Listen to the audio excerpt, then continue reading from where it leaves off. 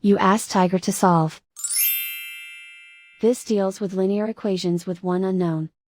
The final result is x equals -3. Let's solve it step by step. Group all x terms on the left side of the equation. Subtract 15x from both sides. Group like terms. Simplify the arithmetic.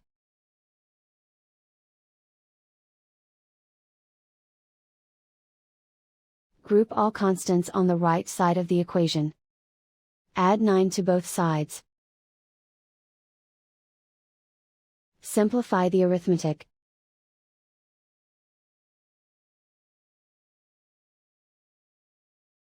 Isolate the x. Divide both sides by -3. Cancel out the negatives. Simplify the fraction. Move the negative sign from the denominator to the numerator. Find the greatest common factor of the numerator and denominator. Factor out and cancel the greatest common factor. And so the final result is x equals -3.